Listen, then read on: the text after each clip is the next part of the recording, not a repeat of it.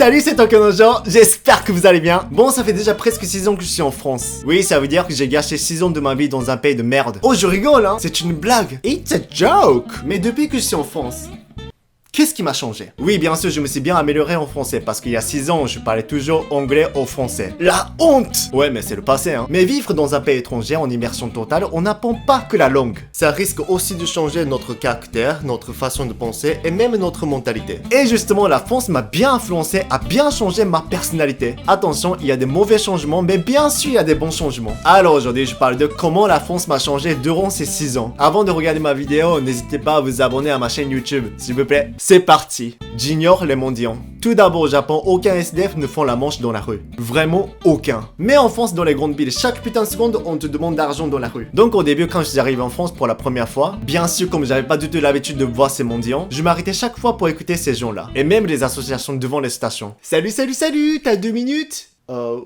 Ouais. Est-ce que tu connais l'association Un bisou pour l'humanité? Bah, on a une association qui développe un projet humanitaire pour l'Afrique et l'Asie du Sud-Ouest. Et l'année dernière, on a réussi à construire une école. Et on voudrait encore créer une autre école dans les prochaines années. Ah, ok. Bah, c'est cool. Et t'as juste à faire un virement de 5 € minimum par mois. Écoutez, mais... Et tu sauveras des enfants d'Afrique et des enfants d'Asie du Sud-Ouest. Ah, ouais, mais... Oh putain, comment je peux m'en sortir, mais... Si je pars sans écouter, c'est mal poli. Oui, j'étais trop gentil de les écouter jusqu'à ce qu'ils terminent leur phrase et ensuite refusaient. Mais à un moment donné, j'ai arrêté d'être gentil. Bonsoir, excusez-moi. J'ai pas le temps, désolé. Si tu dis ça, je suis sûr que tu dis... Mec, t'es vraiment un vrai Parisien. Mais franchement, j'en ai marre. Je veux pas perdre mon temps à chaque fois qu'on m'arrête pour une demande. Je peux pas résoudre leurs problèmes, juste en écoutant, en leur donnant des faux espoirs. Et je crois que c'était quand je me promenais avec un pote français à Paris. C'était un pote qui venait d'un petit village de la Bretagne. Bonsoir, excusez-moi. Ah oui, désolé, mais j'ai pas le temps. Et Jo, attends. Mais pourquoi tu t'arrêtes là? On y va ou pas? Oui, monsieur? Oui, je voudrais en fait savoir où est la rue Saint-Joseph. Ah, ok, d'accord, bien sûr. Attendez, je crois que il faut tourner à gauche et ensuite tout droit et... Pardon. Mais je suis sûr que n'importe quel japonais qui habite à Paris plus de 6 ans, il se comportera comme moi. L'accent français en anglais. Quand je parle anglais, j'ai un gros accent français. Alors que je suis japonais. C'est un problème, hein. Parce que ça fait 6 ans que j'ai vraiment pas parlé anglais avec des potes. Et c'était quand je suis rentré au Japon. J'ai participé à une soirée internationale. Il y avait des Anglais, des Canadiens, des Allemands et tout. Hey guys, why was 6 afraid of 7? Oh, because 7, 9. It's quite interesting. Ah, this is interesting, hein. Bien joué, hein. Excuse me, where are you from? Ah, I am from Japan. Ah, I like Japan, hein. Pourquoi tu me regardes comme ça, putain, mais... And you, where are you from? Why he has a French accent? I'm Japanese. Eh oh, I'm Japanese, ok? Oh là là. Dormir avec les volets. Avant d'arriver en France, je dormais sans fermer les volets. Déjà au Japon, il y a moins de maisons qui ont des volets. Bien sûr, il y en a, mais beaucoup moins par rapport à celles en France. Parce que d'habitude, c'est juste avec des rideaux. Ça suffit. Perso, je préfère qu'il y ait un peu de lumière tamisée des lampadaires qui se voit dans la chambre quand je dors. Du coup, ici chez moi, je peux dormir sans fermer les volets. Mais quand je voyage, comme tu le sais, je suis quelqu'un qui aime squatter chez des potes sans payer de frais d'hôtel. Et lorsque je dors chez eux, ils ferment tout le temps les volets. Et moi, je me suis dit... Mais pourquoi? J'avais l'impression d'être enterré dans les catacombes. Ça c'est drôle parce que je connais plein de japonais qui ont le même problème. On veut se réveiller lorsque le soleil se lève. Mais pas mal de français, en tout cas autour de moi, préfèrent se réveiller avec une alarme. Mais maintenant j'ai enfin l'habitude de dormir dans le noir complet. Parce qu'avant je ne pouvais pas du tout dormir où il n'y avait aucune lumière. Maintenant je dors, je mange, je bois de la bière gratuitement chez mes potes. Alors je suis pas contre qu'ils ferment les volets.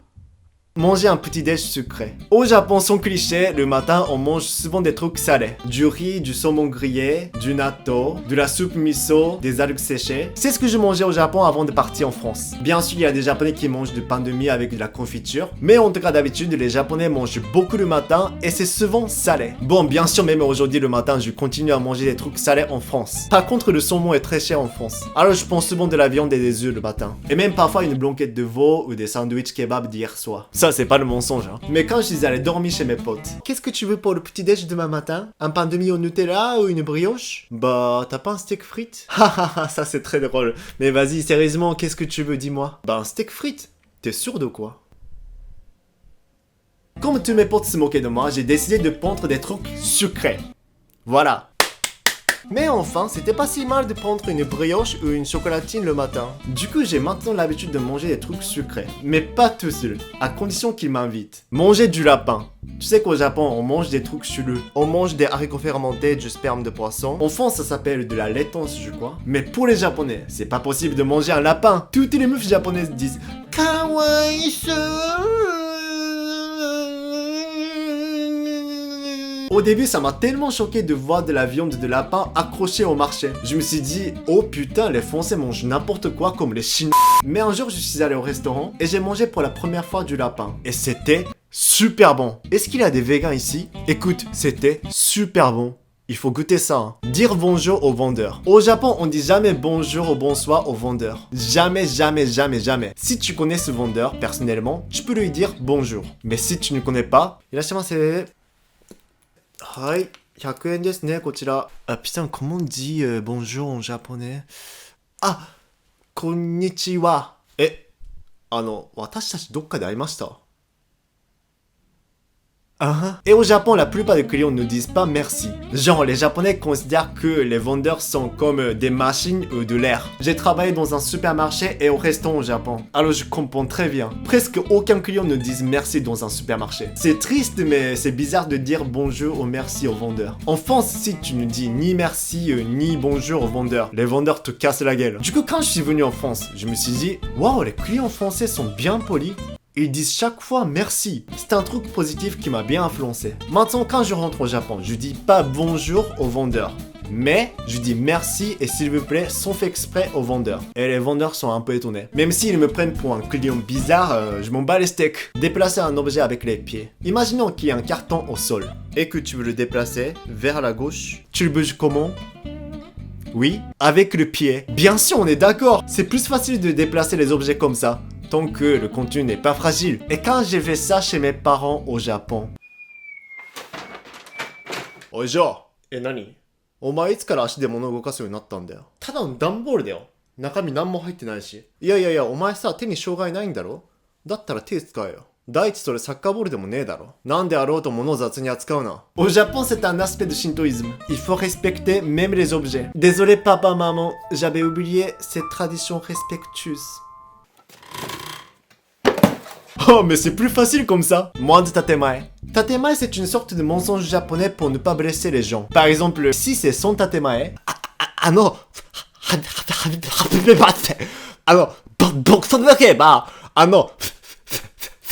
Sex しませんか? いや、無理。てか、死ねよ。てか、お前私に唾飛ばしたな。いや、マジこれ死刑確定。Mais si c'est avec ta témae, はじめまして、僕とけば、セックスしませんか?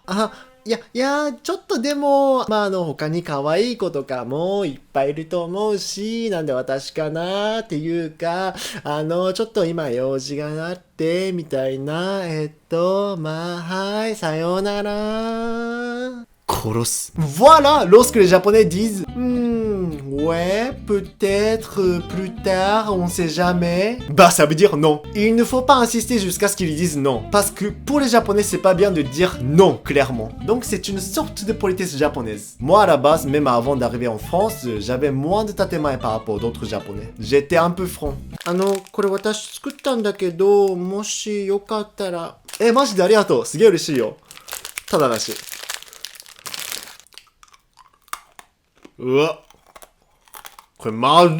J'étais un peu trop franc, mais depuis mon arrivée en France, c'est devenu encore pire. おじゃあ今度の週末さ、飲み会あるからみんなで一緒に行かない？お、そうだよ、地元のやつら大体15人か20人ぐらい来るから結構面白いと思うぜ。いや、俺は行かない。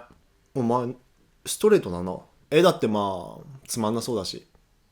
あ、でも怒ってくれるなら全然行くよ。うん。いや、多分もう何があってもお前呼ばないわ。Bon, allez, c'est la fin de vidéo. Merci d'avoir regardé cette vidéo, j'espère que ça vous a plu. Abonnez-vous et partagez la vidéo s'il vous plaît. Salut!